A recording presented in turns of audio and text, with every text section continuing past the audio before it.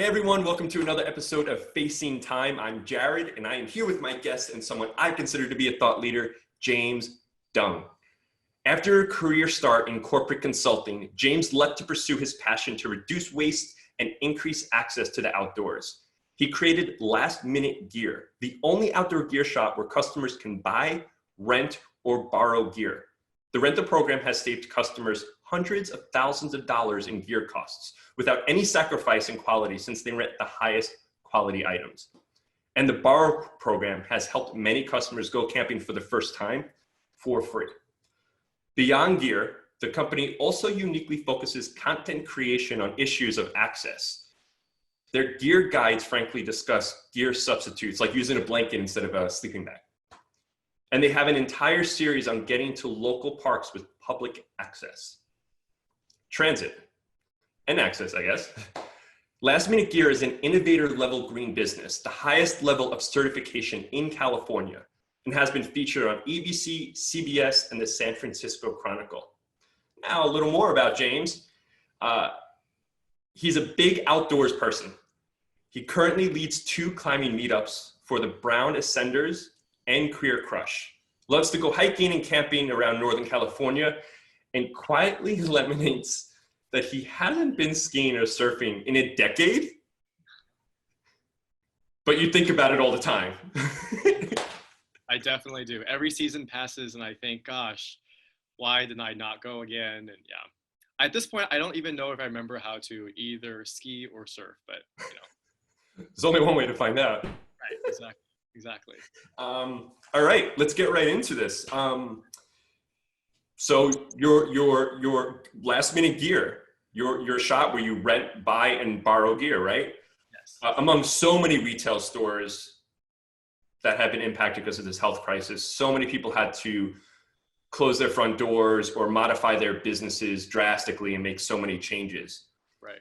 So what's in store for Last Minute Gear? Because you have a retail store, right? What you're in San Francisco. What does that look like right now, and what does the future hold? Yeah, you know, it's really interesting. I think right now forecasting is the hardest thing to do. There are a lot of things that could be good for the business, right? So people are saying that, well, we've been cooped up in shelter in place for so long. The minute it lifts, everyone's going to want to go camping. The weather is beautiful. But at the same time, you have to weigh that against the risks of our parks going to open, our rural communities going to welcome people going out and potentially bringing diseases and potentially increasing the risk of needing rescues and pulling aside valuable medical staff to do a backcountry rescue. So there's a lot of these, there's a lot of potential benefits and potential costs, right? Like even for retail as an industry, retail, especially for small boutique businesses, which, you know, our space is very small. It's about 1,000 square feet. So it feels like boutique, right? It's almost impossible to social distance in a space like that. So is this going to just accelerate people wanting to buy more stuff online or go to a larger store where they have more space to spread out?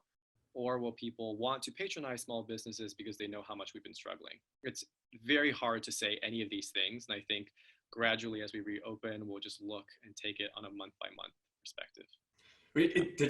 Because there's just so much unknown as well. You know, we can anticipate, but then even, you know, from top levels of government, even they're figuring things out on a day by day basis. So it just makes it so challenging.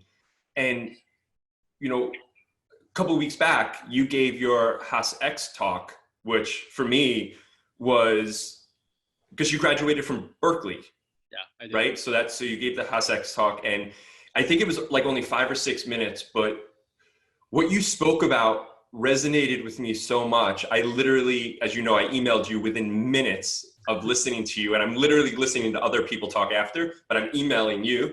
And you and I we're entrepreneurs. We've had our businesses for about 5.5 years, right?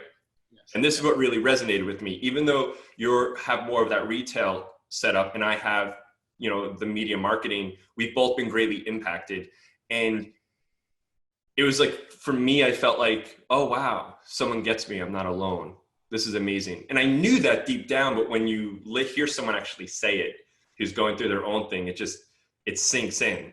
And you spoke about a lot of the government programs that are out there and what you've been sort of finding, and I guess you've also done a lot of research.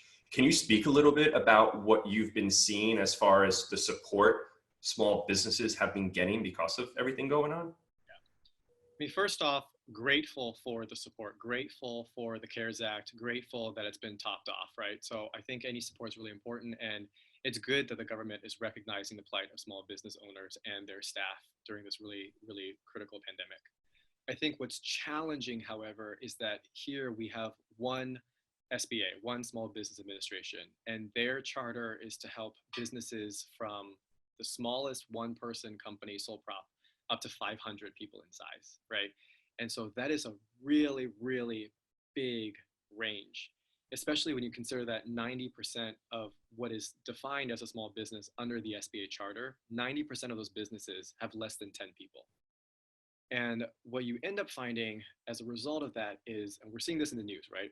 A lot of companies that are much larger, a lot of formula retail chain restaurants are getting this money. A lot of startups are encouraged by their VCs to apply for and get this money.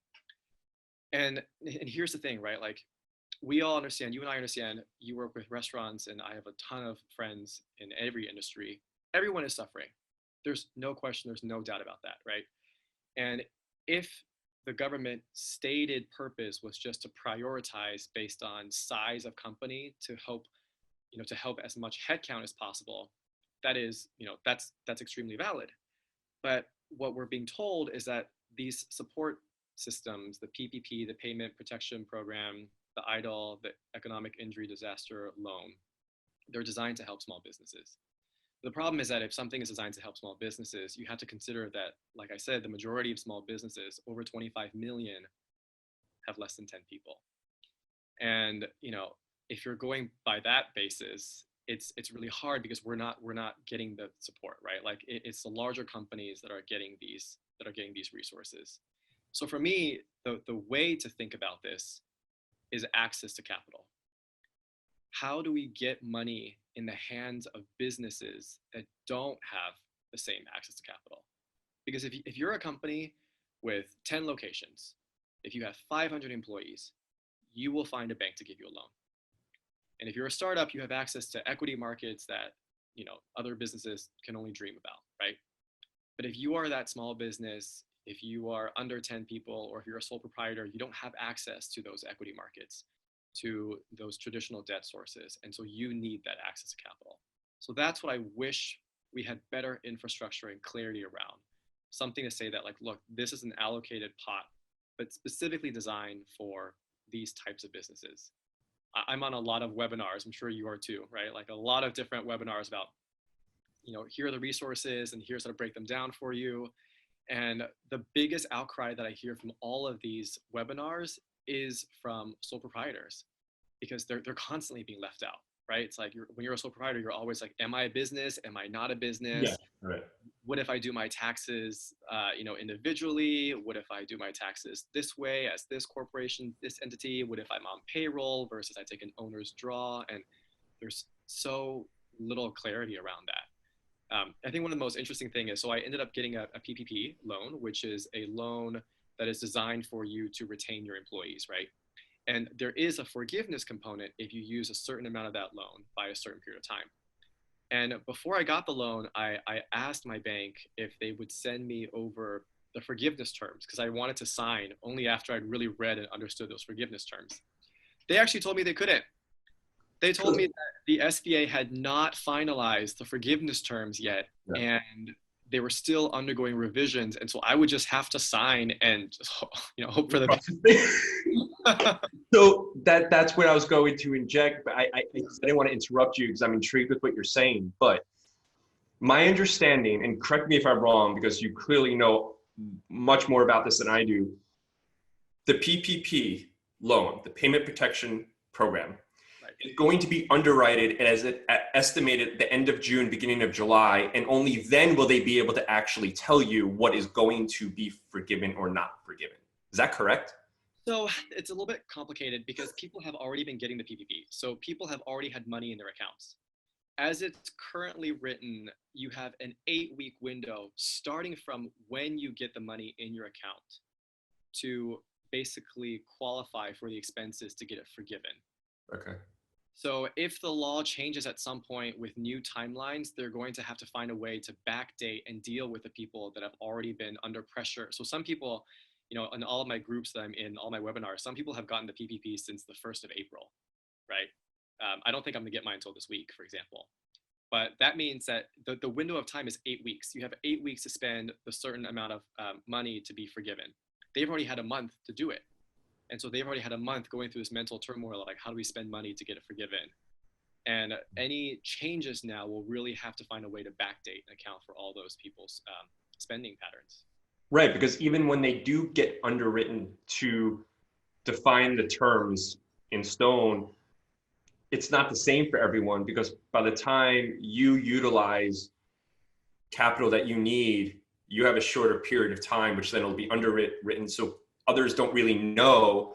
So it's like, how do you use the funds? I do know that for payroll, I believe it's going to be 100% forgiven, which is sort of was the purpose of it. But then you can use a percentage for even personal use, so that way you can focus on the business. But that is also, I think, a lot of gray area where they don't actually know, though, okay, if it uses, let's say, to help pay rent, we don't know if it's going to be 100% forgiven or you're going to have to pay 90% of that back. Correct. Absolutely. Right now, as it is written, you're supposed to, any forgivable portion, 75% of that forgivable portion should have been used on payroll and payroll only, not on rent. So, and I tried reading the document. It's really long. I'm a lawyer now. No, I'm kidding. But it sometimes feels that way, right? So one of the other amazing blessings from all these small business webinars and resources is that so many lawyers have volunteered their time to help small businesses interpret and understand these things, which is really great because they're so complicated. And even lawyers are saying that we don't understand these things and we're finding contradictory information. So, it's a challenge. Yeah. I think it's incredible how all these, SBA, all these different organizations came together quickly. Yes. And found, and I do believe everyone did the best they possibly could given the situation they were all put in. I get that. So I don't want to discredit that. And I'm grateful that there are many people out there who have received support they needed. However, there are many small business owners like myself, and I'm sure like you, but I can speak for myself, who basically I received $1,000 of support, and I've never utilized any financial program to support the business, and I've always been self-funded.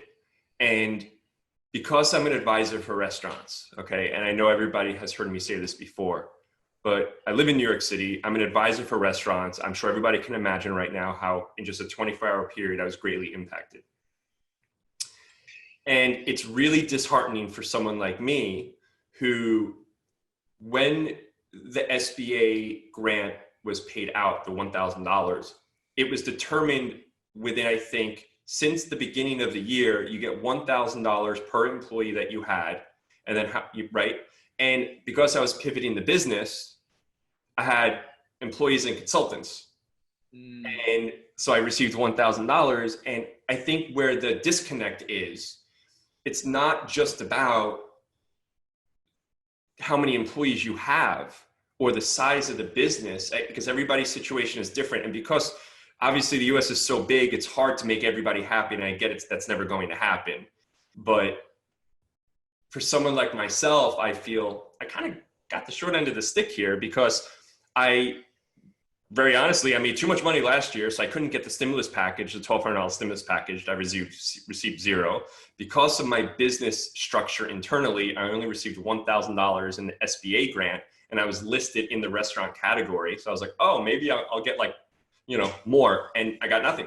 So there's a piece of me that thinks, oh wow, my own city at the local level, at the state level, and even countrywide, I felt like I was someone like myself was so overlooked. And I can't help but think that there's so many people out there in my position who feel the same way. Yeah, I completely agree. I think one of the biggest challenges of doing a small business right now is that you already feel like the universe kind of doesn't really support what you're doing, especially, I mean, this is something that I've always felt like, especially, being in San Francisco, where small business and startup are two somewhat adjacent yet very different worlds, right? Like people have very different definitions for what a small business is versus a startup. So you already feel this intense pressure, to do something a little bit more normative, right? And doing a small business, it just you're cut out from those equity markets I mentioned before. You're doing things that people think is not that interesting or useful, and so there's already this feeling that it's like, gosh, like the universe is not really supporting me. And now it's like, now we're in a pandemic, and gosh, that's really terrible, but maybe there are these government loan programs and that's okay and I'll get by, but then I'm not getting them. And then it's just this constant like, how much worse could it get? How much worse could it get? Right? No one knows. No one knows. And that's the crazy thing. It's like, I feel like there have been so many points along my journey owning a small business where I've been like, wow, could it get worse? And yet, That's why when I listened to you speak on the House X talk a few weeks ago, you impacted me. And honestly, I really wasn't expecting it, because you were talking about a lot about, the government funded and stuff. I was like, wow, this is really useful information. And then like during the last minute, you just started saying all this stuff about small business and where you were at. I was like, whoa. I was like, I feel like I'm talking right now. Yeah. Yeah. And it's crazy every day. Yeah, I mean, I think also the other really big challenge, especially if you have a brick and mortar right now, is that you have all these assets, you have inventory, right, and you have all these liabilities. You have a big commercial lease agreement, right, and the challenging thing is that so yes, we just talked about the universe. It feels like the universe isn't supporting you, but now beyond that, it feels like you have a complete loss of agency as to the direction that your business is taking. That's what's been the hardest thing for me, because people keep saying like, oh, you could just decide to shut down and close at any time, but no, because we have all these assets, we have these liabilities, right, and we have staff to think about, right? Like I'm responsible for people's livelihoods. But it's also your passion. And in addition to all of that, And if someone said to me, give up food and city, I would say, I don't need you in my life. I don't want to talk. Don't talk to me. Like seriously, because I would just like, how could someone ever say that? I could never imagine someone saying, what I mean? It's your baby. It's your baby. That's absolutely true, right? Like I basically have a child. I tell people that I have a child. I'm a single parent. It's the most expensive child you could ever have. Yeah. Yes, exactly. Where is the store at now? Or do you still have, because you obviously for rent, wow, it just got really dark in here. That was weird. It just confinement life, right? I'm filming this from my living room. You obviously rent, people can buy, rent, and borrow. Right. Can I ask, did you have challenges actually? Do you still have stuff out there that you're waiting to come back? Or did people sort of disappear in the world, in the woods, to just escape everything going on? Yeah, we do still have stuff out there in the world that's waiting to come back.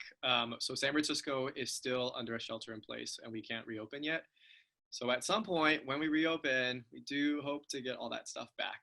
And it's a big question about when, and hoping that everything goes down okay. Yeah, it's crazy. So next thing. Hold on. So let's shift a little bit. So during the first 2 weeks of confinement, right? I was shocked with how it impacted me. Yes. And I actually only really spoke about this when I started doing Facing Time. Yes. I never really voiced it. And for me, the first 2 weeks, I felt when I was impacted by Food and City in a 24-hour period, I felt like I lost my purpose in life. Mm-hmm. In reality, I lost clients temporarily and lose my purpose in life. But I went down a really deep, dark place. I mean, I'm telling you, I was borderline depressed. I was questioning my experience, my expertise, questioning if I had actually deserved and earned what I had previous, just uncertain, unknown, anxiety, sadness, confusion. Literally, it's like if my my emotional state was a color, it would be black or white. It would just be empty. It Oh was yeah. nothing. Really, it was. Yeah. And then I started to speak with people I consider to be thought leaders like yourself and people who inspire and motivate me. And that's when I decided to do Facing Time, because I wanted to share the conversations I'm having, right? Because if I can motivate one person in the process, I mean, it's amazing. Now, because of all the conversations I'm having and the webinars and the talks that I'm watching, like the one that you gave with HaasX for Berkeley College, I'm very motivated. I'm inspired. And even with this is all new. You should see how this is set up. I have my wires coming out of everywhere, which I'm waiting for one to come out and I'm going to mute. I have boxes. I got my microphone on some sort of box that I found in the hallway somewhere. I mean, I'm sitting in front of a curtain because I live in a studio apartment in San Francisco, and this is the only place for me to sit. And I have my laptop propped up on a stool. I get it. Yeah. I'm going to have to take a picture of this and I'll send it to you afterward. It's pretty hilarious. Yeah. But let me ask you a question. Sure. Yeah. So you have your retail business, and I'm sure for me, there were moments I was like, oh, do I really want to keep doing this? Maybe this is a calling and taking an unfortunate situation that we wish would have never have happened as an opportunity, though, to maybe get some emotional movement and processing what's next, right? Right. What are you doing? Was it challenging for you at first? Were you confused? Did you feel any of the emotions that I felt? And what are you doing now to sort of keep busy and just keep forward and stay positive? Yeah. You know, it's interesting. So I was already planning on doing the Haas talk before this whole thing happened, right? But then this thing happened and I became more determined to do it because I talked to a lot of my friends who luckily still have a job and still have a stable income. And I realized that the way that we're processing what's going on in this pandemic is very different. I mean, obviously this is a terrible time and we all feel really strongly for the economy as a whole. We feel really strongly for the health and safety of our friends, especially those who are still working or who are in the medical profession. But those first 2 weeks, I could not sleep. You know, Right. I whether or not I was being very forthcoming with my emotions and being very cognizant of what I was feeling, the physical reality was that I would go to bed at 11 or midnight. I would wake up at 3. I would be awake until 6, and I would go to sleep and wake up at 8. And it was this horrible teeter-totter where it was just subconsciously there was a constant undercurrent level of stress that was preventing me from really sleeping or doing anything. And all of that's driven by, and kind of what you're talking about, this absolute uncertainty about what the future is going to hold. Right now, I've been working on projects for Last Minute Gear, but will Last Minute Gear stay open? I don't know. For how long will Last Minute Gear stay open? I don't know. It very much depends on how we recover and when we recover, and what support we're able to get until then. So one of the things I did immediately was I built a website called giftcardforsmallbusinesses.com. And it's a platform where small businesses can sell gift cards. And thankfully, I got Stripe and Heroku to waive the processing fees. So all the money goes directly to the small business and nothing is kept by me. My time spent on it is completely volunteer. So I think for me, a lot of that has been, how do I create? Because when I'm personally in a moment of uncertainty, when I'm personally really down, just doing something to get the creative juices flowing brings some level of positivity. In this case, it's also somewhat by necessity, just because I don't know what the future will hold, right? Like I need to think about what my career path will look like if I have to shut Last Minute Gear down. So one of the other things that I shared with you that I built is Last Minute Gear operates on self-checkout. So fortunately, we already have a lot of these contactless self-service solutions, and I've been trying to retool that for the restaurant industry, because as restaurants reopen and people want contactless solutions, we want to find a way so that you can, check yourself out from your own phone while you're just waiting in line. And working on these projects, that's something that's keeping me going a little bit more, just because there's so much uncertainty, and I worry about my mental health if I just sat still and thought about all the possible outcomes, because then, there's too many possible outcomes. Well, and that's this for me. That's what's so scary, and it almost. So when everything happened with Food and City, Mhm. I didn't want. It's like, did you ever hear someone who gets a tattoo because they wanted to get a tattoo, but didn't actually wait to get something that actually meant had meaning, right? So, and I hear that all the time, where I'll see a tattoo, and I'm like, "Hey, what inspired you to get the tattoo?" They'd be like, "I don't know. I just wanted a tattoo." It's like, what? But for me, I've been procrastinating and I have no tattoos. But the day that tattoo places can open again, I'm going to actually finally get a tattoo Wow, because, nice. but I don't know why I just derailed. But the point is, when you have no direction and you feel like you lost everything, and the whole vibe of everyone, you look out the window and you see everybody else who clearly also feels they have no direction. It's almost like unavoidable.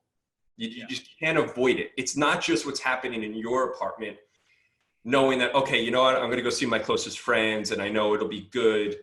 No, everybody feels that way. So it's like, when it's a full moon and everybody thinks, oh, everybody's acting weird because it's a full moon. It's literally what it felt like every day for me. Yeah. It's like I couldn't place it. But what did you do though? I mean, you obviously are creating amazing stuff and seeing where that goes, and you're still working with last minute gear to figure out what's going on there. But how do you motivate yourself? Because I know there are a lot of people that have called me for advice and actually, after the first 2 weeks of confinement when I was actually put back together again, Yeah. Yeah. Yeah. I mean, for me, I finding that self motivation inside, yeah. For me, I've changed the scale at which I set goals, right? So a lot of people say that they're motivated by setting goals for themselves. And, previously setting a goal might be, here's what we want to accomplish over the next year with last minute gear. Why don't we just get rid of goals altogether and just be happy? Hey, there is an argument to be said for that, right? For me, I've scaled things back to be like, this is what I want to get done within a month, within a week. And then on a day-to-day basis, I think about what are the concrete things that I want to get done today. Because otherwise, you're right. Like, I could just sit still and, just throw my hands up and say, like, I have no idea, right? But that's not going to be helpful for anyone, really. So I just think about, like, I just try to predict, instead of trying to forecast out months and months and months and a year, I just try to forecast 1 month out. So, like, what are the possible things that could happen the next month, and what are the things I could possibly need? And then beyond that, it's finger in the air, right? I don't know. So I mentioned to you, I'm building that self checkout thing for restaurants.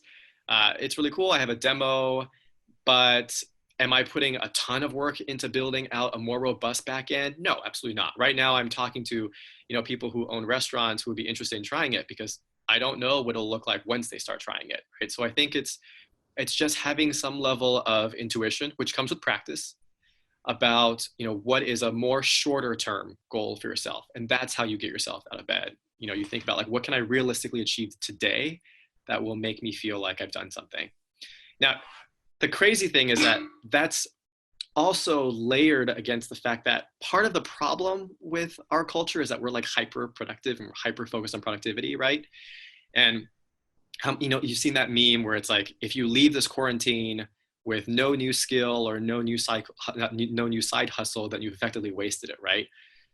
Like, on the one hand, that's true, but on the other hand, like, that's also a really terrible thing to say, because we're all also going through collective trauma that's also very real, and we don't know how it's impacting people in different ways. So my take on that is, look at your personal situation, and if your personal situation is okay enough, and you're so privileged enough to, me, I have an apartment, I have a roof over my head, I have food that I'm eating, then it's like, okay, I can think about things like productivity and keeping my business alive, especially insofar as my business impacts the livelihoods of other people.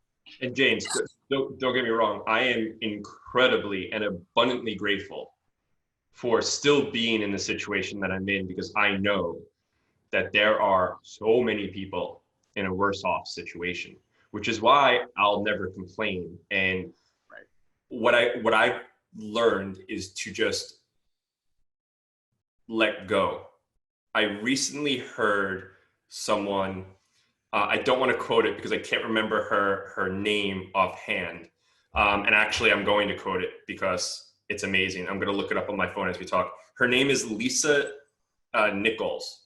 Okay. And she said, if you want to step into extraordinary, you will have to learn to let things go.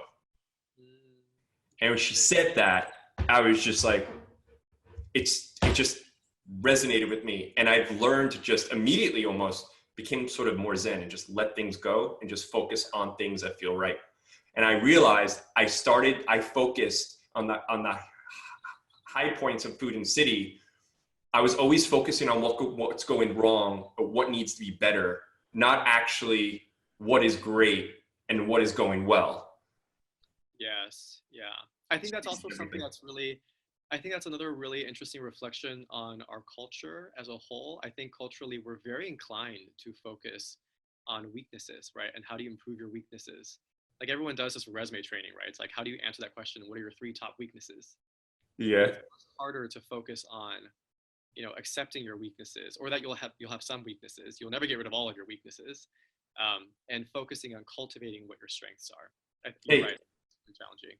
I believe that you can use a weakness as a strength if you know how to actually put, the knowledge behind it and the experience behind it even. I also believe that, even for me, I felt very vulnerable for a long time. But for me, vulnerability is not a sign of weakness. It's a sign of strength. It's a sign of humility. And I love when people can express that humility and the vulnerability. I admire that. And I find some of the best leaders express that openly. It's incredible. I completely agree with that. I think it's really important because that's the vulnerability is like humanity, right? Like when I was giving that speech and I was working with the coach to do the speech, one of the things that she kept saying that really resonated was that people can read the news. People don't need you to talk about what they can read for themselves, right? But what people can't read is what you're feeling, what your emotions are, what is your journey through this process. And that's what's more interesting of a story to tell. And then the last point I'll make is I hope that someone out there who watches this understands that even if they may feel that an emotion or whatever they're feeling and thinking is not, it's not right, or it's wrong, or that they shouldn't be feeling a certain way. They absolutely should be. Right. Don't avoid it. Don't deny it. It's when you can address how you actually feel. There is nothing wrong with going through a 2-week period of feeling dark and depressed. That was my process. Yeah. Right? I didn't reach out to anybody. I went through my own thing because I didn't want to hear someone say, oh, you don't need to feel that way. You're fine. No, it's okay for me to feel this way. The point is, so I just hope that everybody out there just understands whatever anxiety, sadness, or inspiration and motivation, whatever it is, it's great to feel all that stuff. It's just what you do with it, Right. Right. Absolutely. So, James, I normally end with a mystery question. Okay, great. Did you actually think of something though? I did. I thought of a mystery question mystery in the sense I didn't tell you, but mystery, not right. to you, obviously, right? Oh, shit. Okay. I actually, okay. I have one. By the way, this is October, I'm single, and I wish I'm not single during confinement. I was like, man, it just stuck. Pros and cons, because I've also read that a lot of people are taking quarantine as an opportunity to try out living with a partner, right? But the thing is, like, if you're trying out, like, what if it doesn't go well, right? Like, then how do you, like, can you very easily separate? What if you had to move, just to try this out and it didn't go very well? So I don't know. Like, I think there's always pros and cons to these things. I'm sorry. If someone's living with someone, even if it's for a couple of months, and then it doesn't work out, they're not staying together. Yeah, basically, yeah. But anyway, coming from a non-expert point of view. Absolutely. Okay, so you're the guest, so you choose. Do you want to ask me the mystery question first, or I ask you the mystery question first? You can ask me yours first. No, you know what? I'll ask you mine first. Okay. Because okay. I'm really curious, right? So we live on different coasts, and I have always had this fantasy of living in New York, which may or may not ever come to happen. So above all, I would like to know, when things reopen, what is the first thing that you want to do? I love that question. Everybody asks me, being a foodie, because eat and be full in Food and City, everybody says, oh, what's the first bar and the first restaurant you're going to go to? It doesn't have to be that. Just what you're going to do. You can tell me that you're going to a grocery store, you know, if that's what you're really excited about. Yeah. The first thing I'm going to do is go to any park where my friends are at. That's all I care about. I don't even care if it's a park. I don't care if it's in the middle of a parking lot. I don't care if it's in the street somewhere. I'm going to go wherever my friends are. I'm a very physical person. I want to hug all my friends. And I have a really tight core group. I don't care where it is. I'm just going to meet them, hug them, and just be with them. Great. Doesn't matter. Great. That's awesome. Yeah. Now I feel like my question's going to be so silly. No, ask me. So I love San Francisco. I absolutely love it. The two things that drive me crazy that made me actually never go there is the crazy weather by, what is it, Antenna Hill, and then you see the clouds go over. And then it's hot, it's cold, and it's very expensive. Yes. So New York is expensive, right? I get that. Not like San Francisco. So I'm just to be more on like a bright note. Are you one of those guys that spend like $10 on a cup of coffee and $15 on a slice of pizza and $20 on a scoop of ice cream? And be honest about it. No, absolutely not. Because as a small business owner, I don't have that luxury. Like one of my friends who owns a small business who signed up for the gift cards for small business website. By the way, you have how many people who signed up for it? I think right now we've sold $6,000 in gift cards, give or take, for just under 20 businesses, which is really great. Congratulations, man. That's awesome. Thank you. So one of my friends on that website sent me a gift card, a $10 gift card to an ice cream shop as a thank you for building that website. And I was so overwhelmed. I mean, it was insane because I can't tell you the last time that I've gone out for ice cream or done these expensive things. I mean, I think one of the things that makes San Francisco have a higher cost of living than in New York, this is something that I feel to be true, is that New York, you know, you have like the halal guys or dollar pizza, right? We don't have those things. Yeah. Our casual food trucks are like bougie, expensive foodie experiences.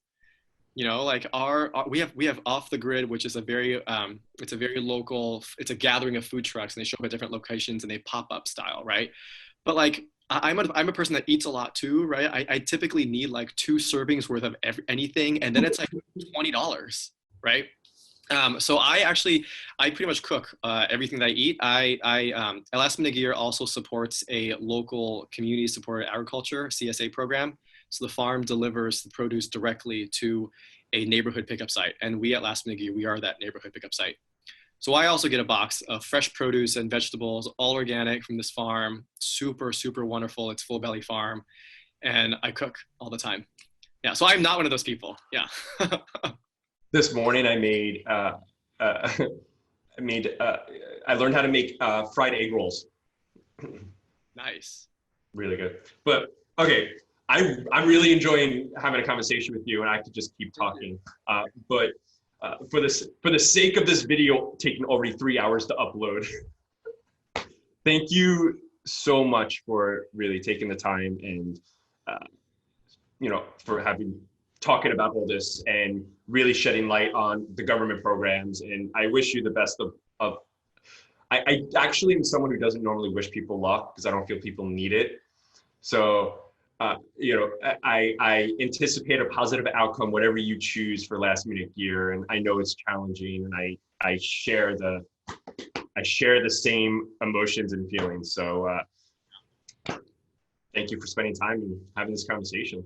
Of course. Thank you for creating Facing Time. It's really great. I wish you all the best with Facing Time and also Food and City. And then if people are welcome to reach out to me if you're listening and you want to talk about something, James at lastmingear.com. You can put that wherever you're hosting this. I absolutely will. It'll be when this gets published, I'll definitely make sure that's all up there. Absolutely. Great. So everyone, thank you for joining James Dung and me, Jared, on Facing Time. And what do I always end with? Stay positive.